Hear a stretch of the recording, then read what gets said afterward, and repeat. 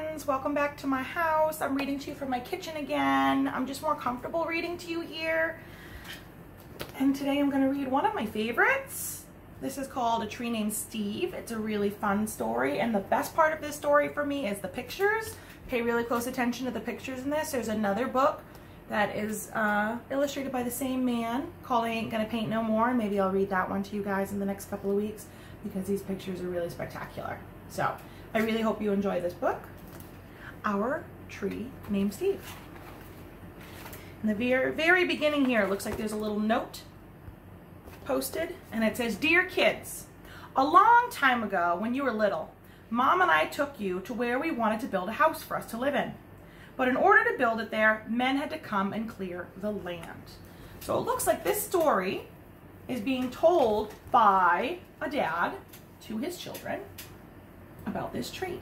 And when it says that they had to clear the land, that means they wanted to build their house right here. But can they build a house in the middle of that tree? No, the tree would be in the way. So when you clear the land, that just means you cut down some trees, you move some big rocks, and you make room for your house. So they're making room for their house. I remember there was one tree, however, that the three of you couldn't stop staring at. Adam thought it was crying. Lindsay said it looked nervous. And Sari, who was only 2 years old, couldn't pronounce the word tree and called it Steve. "I love you, Steve," she kept saying.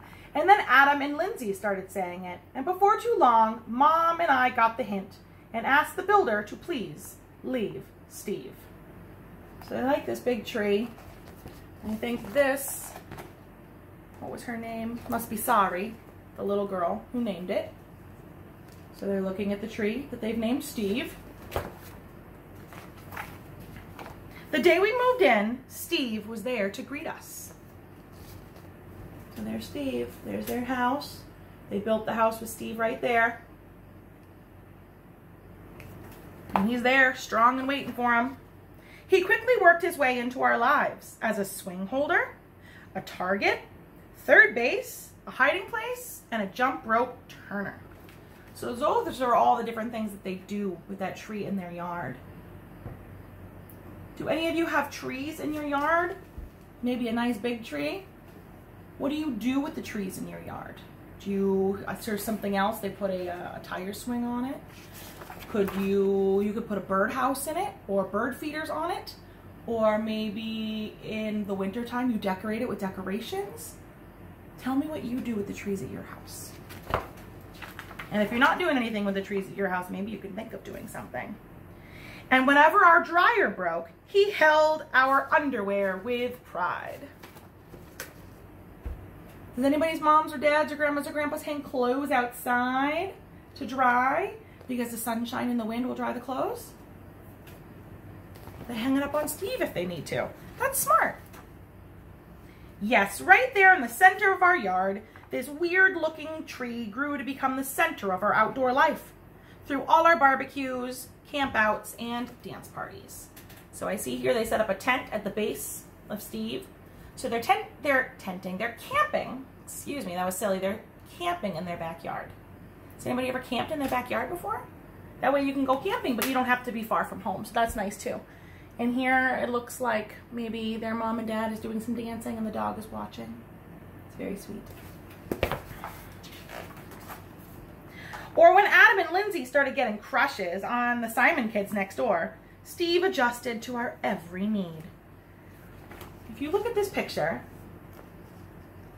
what is different about the tree in this picture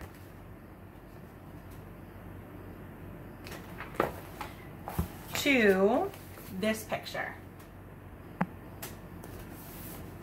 Can you see that the seasons have changed?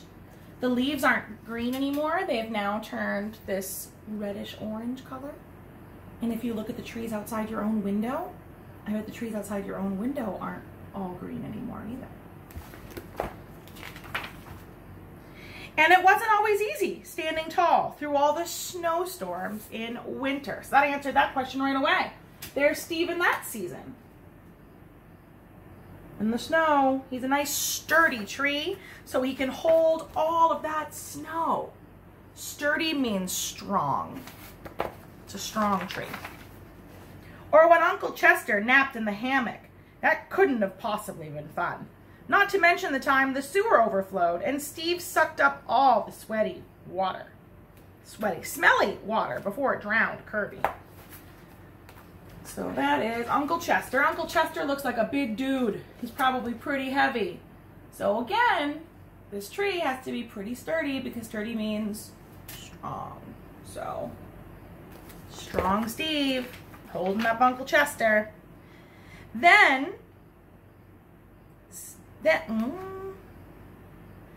got so sick himself that the tree doctor had to give Steve a haircut. And it made him look like a big thumb. So Steve got sick. Did you know that trees can get sick? Trees can get old, their branches can get ripped off. That's why we don't rip the bark off the trees, and we don't rip branches off the trees, and we don't rip leaves off the trees because it hurts the tree. And it can make the tree sick. We don't want to do that, right? We don't want to lose any trees. Through the years, Mom and I have tried to show you, in a world filled with strangers, the peace that comes with having things you can count on and a safe place to return to after a hard day or a long trip. Which brings me to the point of this letter. Last week, a storm hit our area. There they all are, taking pictures around Steve. Looks like a nice family picture. Have you ever had somebody take a picture of your family? This is a nice time to do it outside around all the pretty trees. Last week, a storm hit our area, and though we spared Steve's life for so long, this time we couldn't save him. It's sad. What happened to Steve in the storm? The wind blew the tree over. Sometimes the wind is so strong that even a super sturdy tree like Steve would fall over. Have you ever seen a tree laying on the ground because it's fallen over? Poor Steve.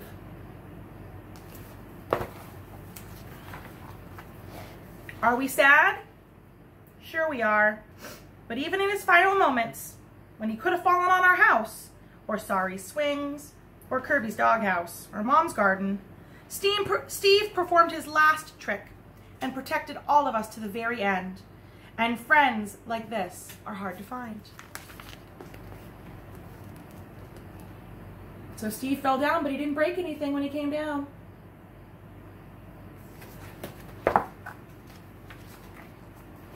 So when you come home from Grandma's next week, Steve will not be able to greet you like he's done in the past. I'm sorry. But know that Steve will always be with us, in our hearts and in our thoughts. So when they get home from visiting their Grandma and Grandpa, they won't see Steve in the front yard. But Mom and Dad don't want him to be sad. Because having that tree around was so fun.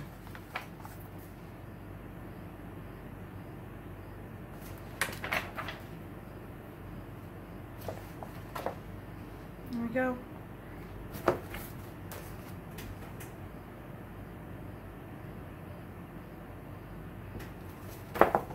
It's a nice story. I liked all the pictures. I liked all the colors. I like this story about Steve and reminding us that even things like trees aren't always around forever. We have to take really good care of them, just like you have to take really good care of your body, right? Be kind to your body, be kind to the trees. I hope you guys liked that one. If you really liked it, let me know, and then I can read you another book with pictures by David Kettro, because they're really fun. So if you like them and I like them, then we might as well do it, right? All right, I'll see you guys next time.